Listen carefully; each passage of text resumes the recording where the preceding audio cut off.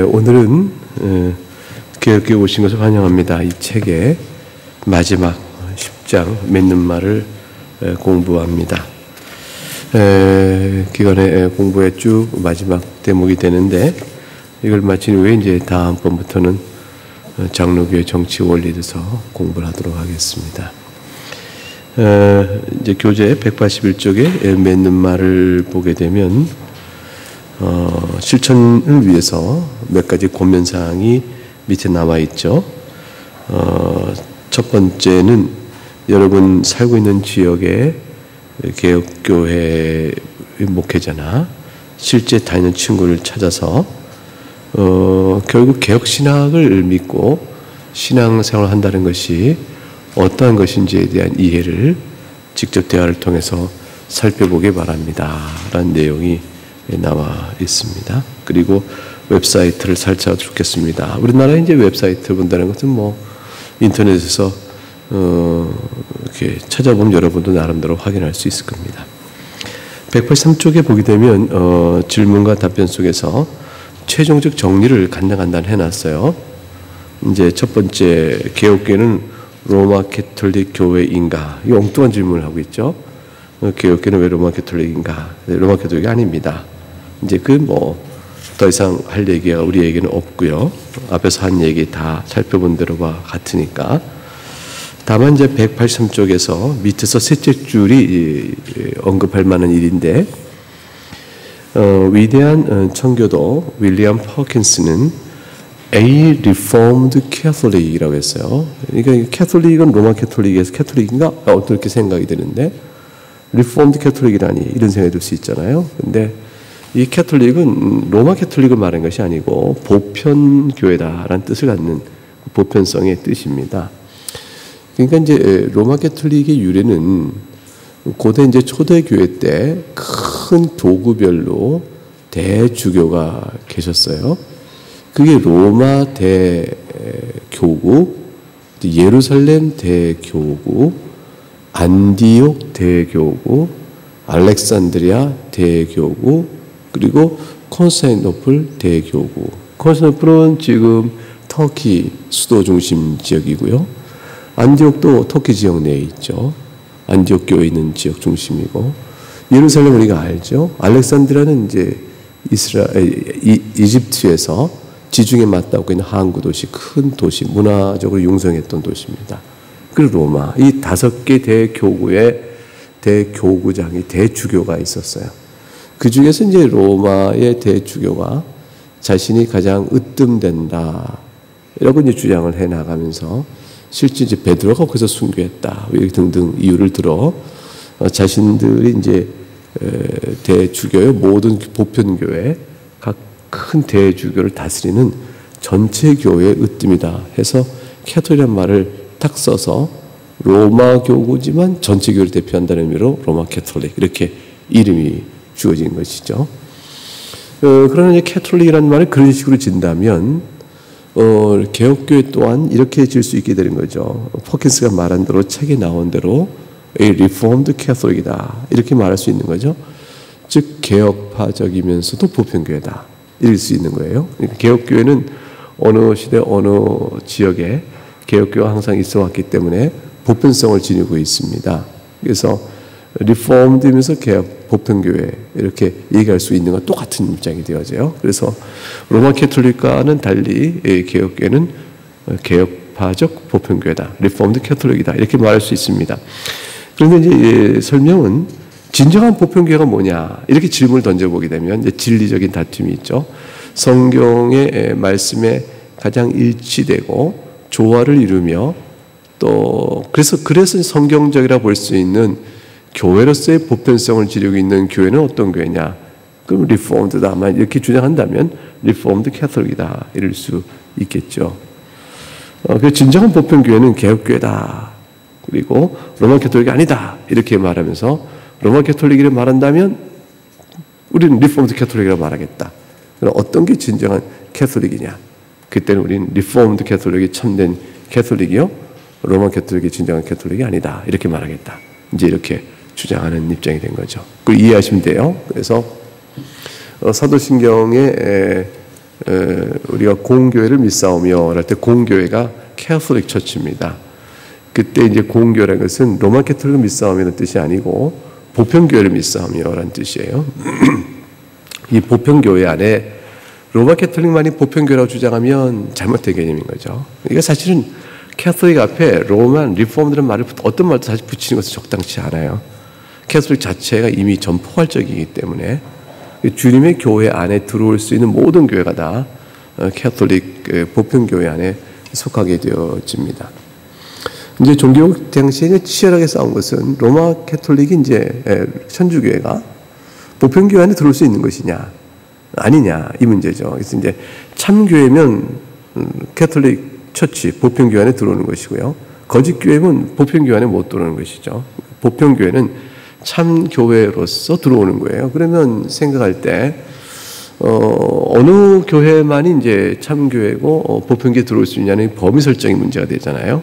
16세기는 로마 캐톨릭의 이단적 이교도적 요소가 너무 많아서 이게 배제되고 그럼에도 불구하고 로마 캐톨릭에서의 그 세례는 유효하게 적용하고 로마 캐톨릭의 초대교회 때의 에큐메니칼 공교회에서 이루었던 7대 공교회가 있어요. 그러니까 뭐냐면 초대교회 때 7번에 걸쳐서 그 당시에 전체 교회가 모여서 회의한 중요한 회의가 있는데 그 전체 모여서 한 회의를 이제 보편교회 회의 또는 공교회 회의, 그래서 공의회라고 말합니다. 에큐메니칼 카운슬이죠. 그런 이제 에큐메니칼은 측면에서 전체 교회가 모인 공교회적 회의가 보편교회의 성격을 결정되는 거였고 거기서 주요 이단들이 다 결정된 거예요. 우리가 알듯이 그리스도의 신성을 부정하는 자 이단, 삼일체를 부정하면 이단, 인간의 원죄를 부정하면 이단, 자기들만이 참교회라고 주장하는 독단적 섹트적 구별된 교회는 이단이다. 이 등등 몇 가지 중요한 요소들이 결정돼 갔습니다. 그런 요소를 다 이렇게 받고 그 기초에 서오고 중세를 이어왔기 때문에 로마 캐톨릭에는 교회로서의 요소가 있고 그 다음에 혼합되고 왜곡되고 변질되고 더럽혀진 참기 어려운 그 잘못된 요소들이 또 많은 거죠. 이러니까 이제 로마 캐톨릭을 어떻게 볼 것이냐라는 문제에 대해서 이제 16세기에는 종교개혁 당시는 치열한 긴장 때문에 참교에서 거짓교에서의 대명사 로마 캐톨릭을 이렇게 얘기하는 저술들이 많아요. 근데 17세기 오게 되니까 이제 개신교회가 루터파든 리폼드든 또는 학론파든 나름대로 이제 각각 신학적 입장과 교회를 갖게 되어지고 그렇게 되어지면서 이제 전체를 보는 안에서 개신교 안에서의 다양한 분파가 등장하잖아요. 그러니까 종교개혁 이후에 큰 100년 가까운 세월이 지난 동안에 이제 개신교 안에서 여러 분파들이 생기게 되니까 이 분파들 속에서 어느 한 기준으로 참교회와 거짓교회를 나눌 수가 없게 되어진 것이죠. 거기서 보게 된 것은 엄밀성과 순수성의 차이가 있다. 이렇게 봐지게 되는 거죠. 그래서 기준점에 나름대로 성경적 교회라면 어때야 될 것이냐라는 공통된 인식 기반에 서로 차이나는 점들이 있게 된다는 이제 교회관이 생기게 되는 거죠. 그래서 서로 간에 그리스도 안에 한 형제로서 그리스도 안에 한 그 교회의 형태를 갖고 있으나 교파별로 서로 다른 성격이 있는 것이다라는 차이를 보고 그러나 그 차이 중에서 어느 것이 더 성경적인가에 대한 판단을 해나가며 내가 속한 교회가 내가 따른 신학이 성경적인 사실을 자기 신앙 양심에 따라 선택해 가게 되는 거죠. 이렇게 돼서 이제 서로 차이가 있다 보니까 결국 어느 정도의 보편성을 가진 교회들은 서로를 인정하게 되어지는 거죠. 침례교는 침례교대로 보편성을 갖고 있거든요. 이제 알미니안 계통 학론파적 사람들은 이제 침례교도 그 일부가 있고 나사렛 성결교 또는 순복음적인 교회 이런 교회들도 감리교는 말할 것도 없죠. 다 보편적 교회의 성격을 갖고 다양한 분파로 존재하고 있어요.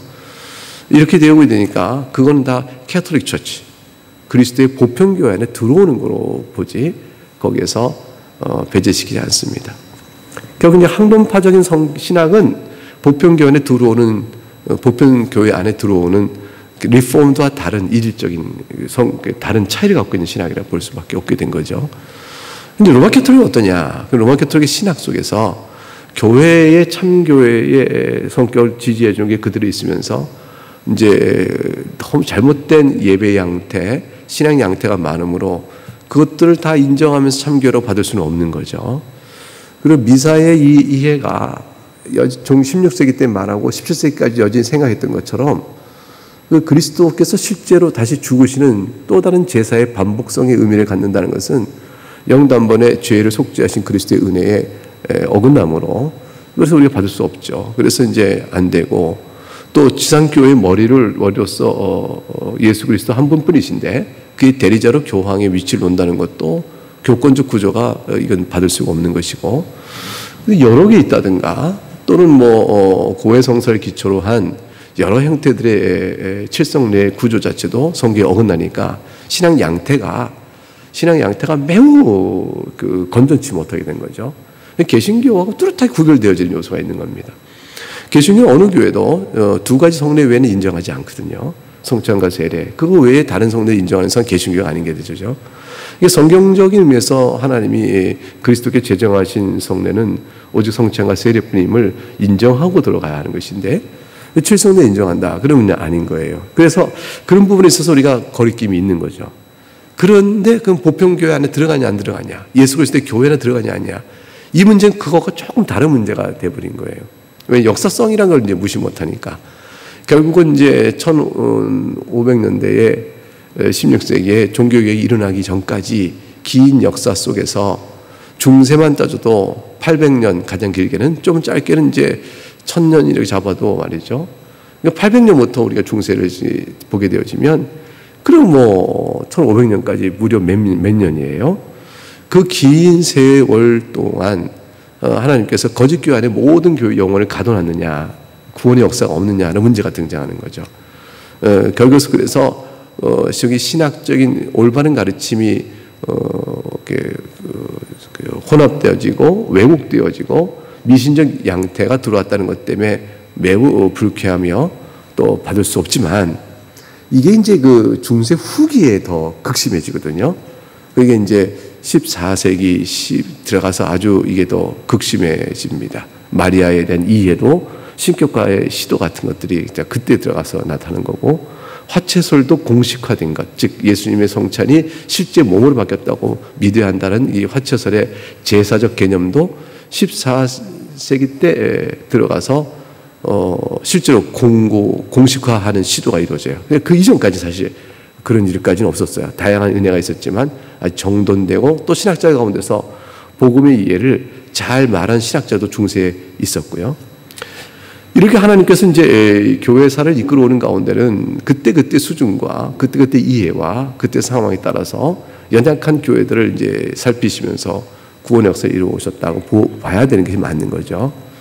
그렇기 때문에 이제 초대 이후에는 교회가 사탄의 교회고, 종교개혁 때 비로소 다시 성령의 교회로 바뀌었다, 이런 식으로 교회사적 연관성을 단절시키는 것은 굉장히 위험한 시도고 잘못된 시도죠.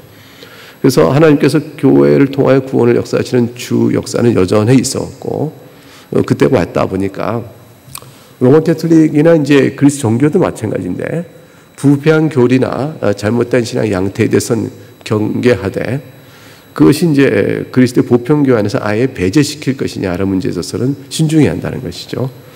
그럼 어떤 의미가 되냐면, 보편교회 안에서 성경적 가르침에 보다 순수하다라고 볼 수 있는 교회가 있고, 성경적 가르침에서 이제 이탈된 요소가 참 많아서 여기서 좀 더 나가면 이건 교회가 아니라 마귀의 집단이다라고 할 만한 상태가 있다라고 이제 다양한 편차를 봐야 되는 거죠. 그 편차의 경계선에 갈수록 위험한 겁니다. 그 점에서 조심해 봐야 한다. 이단은 뭐냐? 이단은 보편교회 안에 못 들어와요. 보편교회 못 들어오는 이단도 여러 성격이 있지만, 그 중에서 이제 보편교회 들어오기에 필요한 중요 핵심 교리에 대하여 이의가 없어야 되는 것이죠.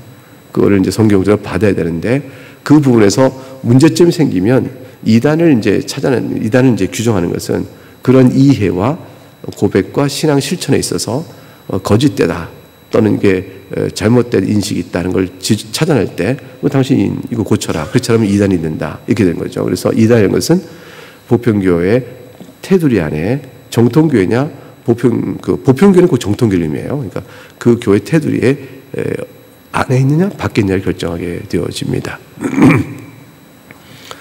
그럼 이제 보편교회에 있는 교회는 이제 구원이 있느냐라고 볼 때 보편교회 안에 있으면 이제 구원의 가능성이 열어지는 것이죠. 그럼 보편교회 안에 있으면 구원의 가능성이 열어지는 것은 뭘 의미하느냐?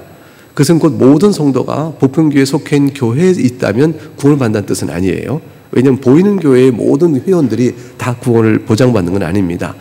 보이는 교회에 들어와 있는 회원들이 믿음의 진실성과 또 바른 믿음에 서 있는가라는 등등 여러 요소들이 있거든요. 그러나 약속의 말씀이 있는 것이죠. 보이는 교회에 속하여 바른 말씀의 선포와 또 주신받은 성례에 따라서 신앙생활을 건전하게 했을 경우 그에게는 의심할 만한 구원의 위기성이 없다고 봐야 한다는 것이에요. 왜냐하면 우린 다 연약하고 부족하지만 그러나 바른 진리의 선포 안에 있는 성도들에 있어서의 구원은 약속된 구원이기 때문에 의심할 필요는 없다.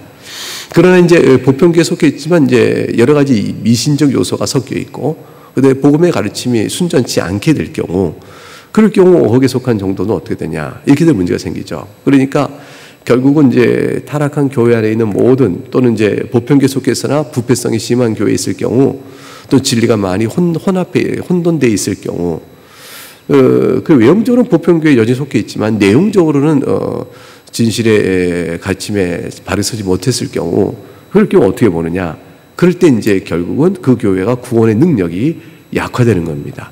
그 안에 속한 회원들 가운데서 믿고 따랐으나 구원에 이르지 못하는 일들이 있게 될 수 있게 되는 것이죠. 내가 가르침에 따라 이렇게 믿어왔는데 근데 이것은 이제 잘못된 가르침 때문에 구원에 합당한 믿음에 이르지 못하게 되는 경우도 있을 수 있게 되는 거죠. 그래서 결국 이제 그 보편교회의 다양한 유형 교파들의 교회들 속에서 그 어느 교회는 있다 없다 이렇게 집단적으로 말하기는 어려워요.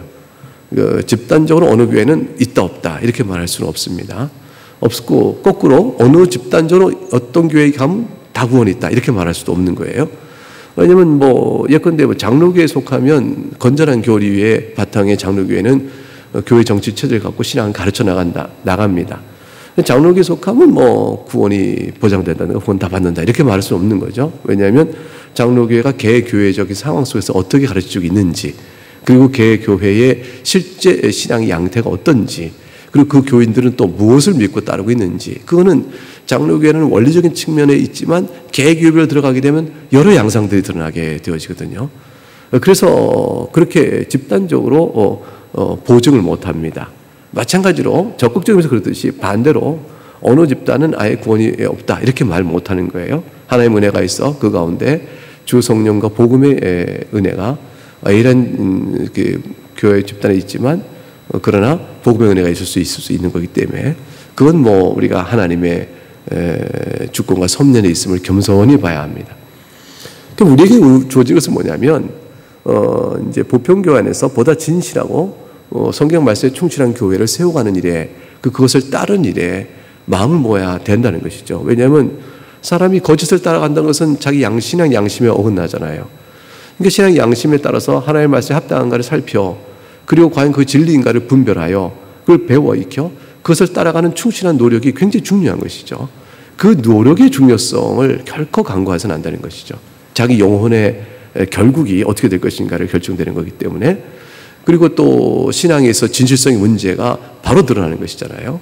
그렇기 때문에 진리를 분별하고 그 합당한 진리인지를 확인되었으면 그거에 따라 무릎을 꿇고 신앙을 배워가고 살아가고자 애쓰는 주의 도우심을 구하는 그러한 일들이 우리에게 절실하고 또 신앙에 마땅한 반응인 것이죠. 신앙에 마땅한 반응입니다. 거짓인 줄 알고 따라간다는 건 있을 수 없는 일인 것이기 때문에 분별한 진리가 필요하다. 그러다 보면 이제 개혁파 교회에 속했다, 개혁신앙을 따르고 있다, 장로교회에 됐다. 이건 사실 굉장히 소중하고 감사히 여길 수 있는 많은 이유를 보게 되는 것입니다.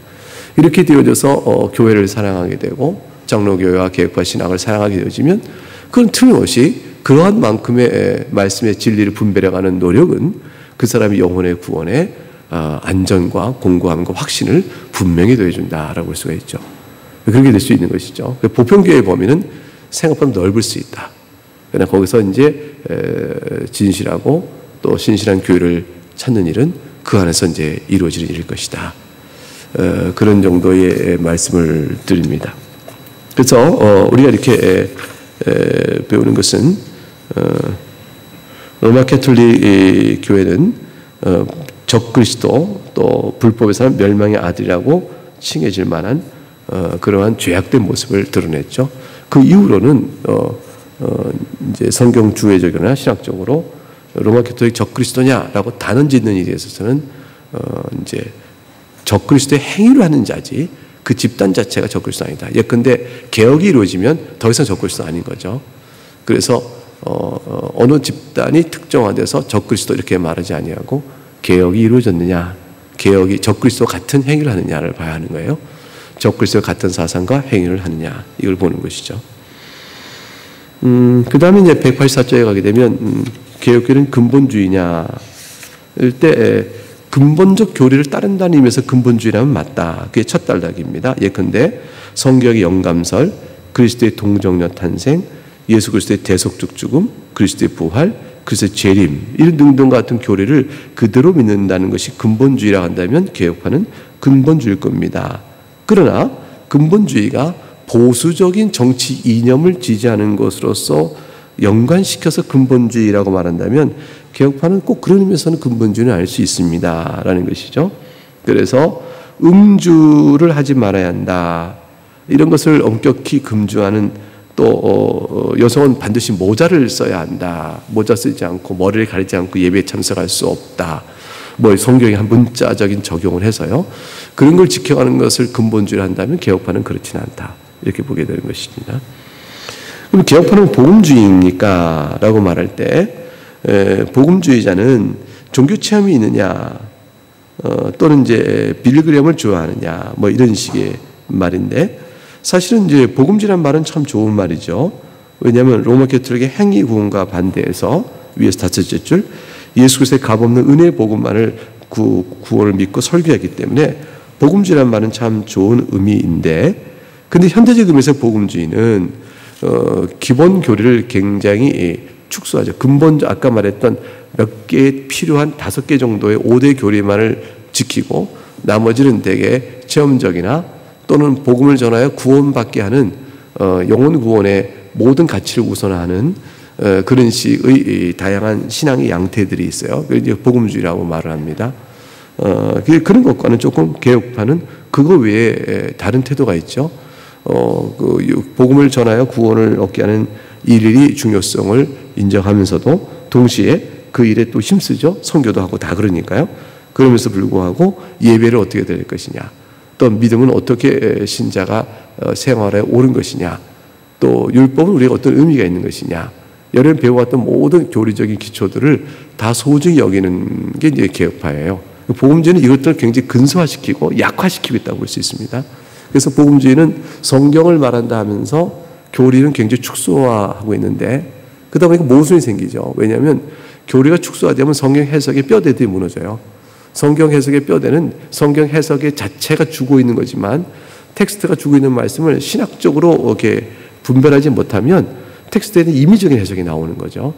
그래서 텍스트가 말하고 있는 본문이 말하고 있는 해석적 의미의 골격, 프레임, 틀, 이해 이 체계를 잡아주는 것이 신학이기 때문에 신학이 없는 교회는 있을 수가 없습니다. 복음주의는 없는 신학이죠.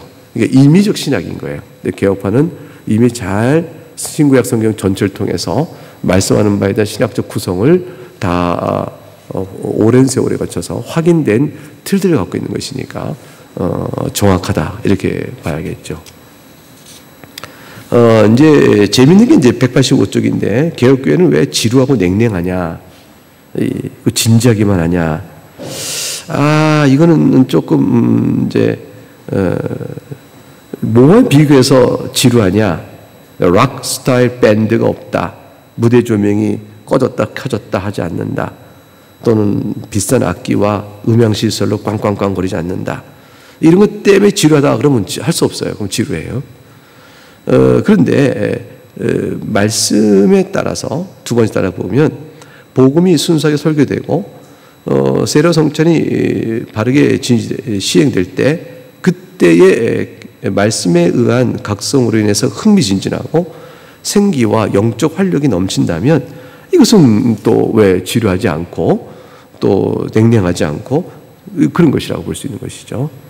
다만 이제 개혁교회가 이렇게 해야 맞습니다라는 자기 기준을 가지고 그 기준을 하나의 이제 그 율법주의적 기준 삼아서 거기에 따르지 않는 자들을 향한 정죄의 태도를 갖고 있거나 공격적 태도를 갖고 있다. 그러면 이건 뭐 사실 복음의 은혜 아래 벗어나 버리는 잘못된 태도가 되어지죠.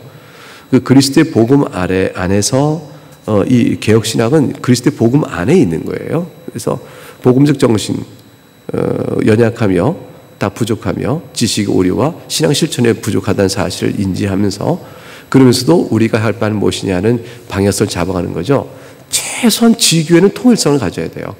한 A라는 지교회가 통일성을 갖고 다른 지교회에 대해서 보는 눈을 부드럽게 하는 것이지 A라는 지교회 자체가 통일성도 안 가지면 안 되는 것이죠. 물론 지교회 안에서 개별적 신자들이 A라는 신자는 지향성이 좀 더 분명한데 B라는 사람은 다르다. 이런 개별적 차이는 있지만 그러나 신자끼리는 사실 그거를 판단하기 어려워요. 사실 개교회의 중심적으로 통일돼야 합니다.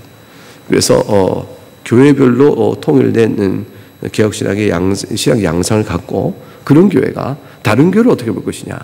이 눈에 이런 시각에 대한 부분이죠.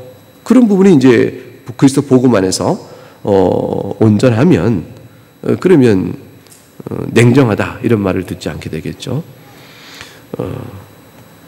질문: 왜 지루하고 동떨어진 시편 찬송을 부르느냐? 이거는 위에서 셋째 줄 보게 되면 시편 찬송만 계속 부르든 찬송과 복음성가를 주로 부르면서 때때로 시편 찬송을 부르든 어떤 개혁교회는 시편 찬송을 불러야 되는 몇 가지 이유가 있다. 이건 이제 다양한 거죠. 시편 찬송만 부르는 교회가 있고요. 어느 교회는 피아노나 올개 같은 악기조차도 안 쓰는 교회도 있어요. 오직 아카펠라로만 부르는 교회가 있어요. 악기조차도 예배 때 합당하지 않다. 이렇게 생각하시는 분이 있고 좀 지나친 거 아닌가 싶은데 저는 그 지나치게 찬성하지 않거든요. 근데 아예 모든 악기, 또 악기 중에서도 올개는 되지만 피아노는 안 된다. 그런 게 있어요. 피아노는 이 타악기적 성격이기 때문에 예배 악기로서 적절치 않다라고 얘기하고 뭐 등등등 뭐 제한을 두기 시작합니다. 어찌됐건 그러나 그런 제한을 두는 데는 이유는 있지만 나름의 선택을 해나가고 최소한 예배를 드려야 되기 때문에 선택을 해나가겠지만 그러나 이제 시편 찬송 부르는 이유에 대해서는 다음과 같이 몇 가지 이유가 있습니다. 첫째는 시편이 성경이기 때문이고요. 둘째는 186쪽에 가게 되면 인간이 경험하는 온갖 감정을 폭넓게 그리고 완벽하게 표현해주기 때문입니다. 그래서 시편 찬송을 부름으로 모든 회중들이 각각이 경험하고 있는 상황 안에서도 함께 부를 수 있는 찬송이 시편 찬송이죠.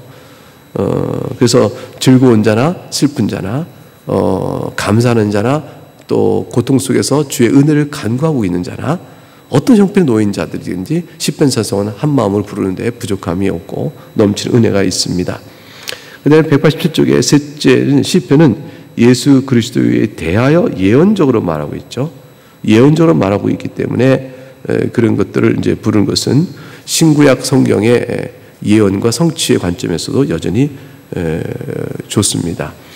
다만 이제 그리스도께서 실제 성육신 이후에 이루어진 사실에 관해서는 시편은 예언적으로 담고 있지 실제로는 담고 있지 않기 때문에 새로 만든 찬송들로 그리스도 이 땅에 행하신 실제 일들을 찬송하는 것은 훌륭한 일이다. 그래서 시편만 부르기보다 우리가 이제 현재 찬송가 공회에 나와 있는 힘날 이런 찬송들도 함께 부르는 것이 좋다는 것이 이제 저의 판단입니다.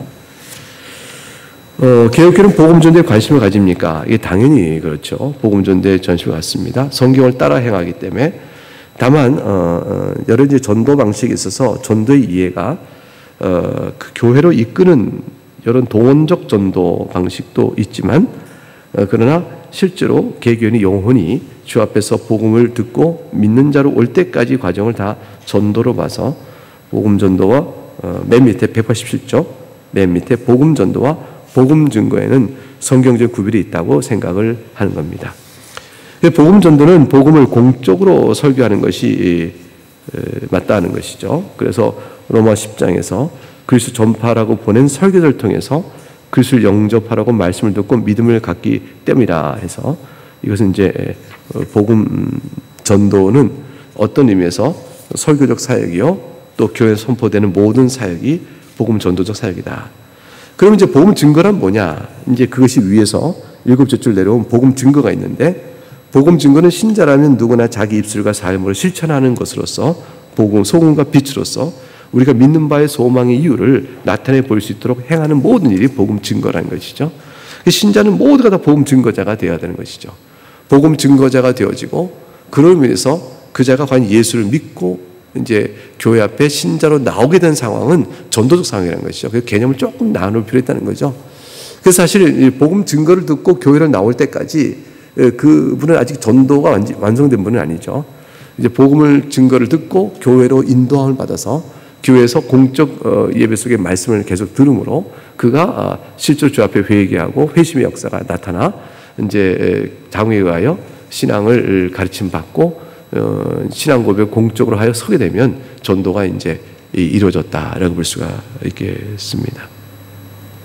그래서 목사와 선교사는 설교자요 전도자로서 자신의 소명을 다하고 또 그 외 모든 주의 백성들은 복음의 증인자로서 자기 소명을 다해야 한다 이렇게 볼 수 있다. 그렇게 구별하고 있는 것이다 라는 정도의 의미입니다. 개혁교는 반유대주의냐? 이것은 이제 그렇지 않습니다. 근본주의자들 가운데 많은 복음주의 교회가 나중에 이스라엘 나라가 세대주의 관점이죠. 나중에 중요한 역할을 감당할 것이다 라고 해서 이제 반유대주의를 고수하는 것은 아닙니다. 개혁교 반유대주의가 아니라는 주장은 단지 이론에 불과한 것이 아니라 실제 역사적 증거가 증거합니다 라고 되어 있고 개혁교회는 이민원 유대인들을 따뜻하게 대하고 또 나치의 핍박에서 보호하고 그런 일을 했기 때문에 유대인이면 인종적 차별 개념에서 반유대주의 아닙니다.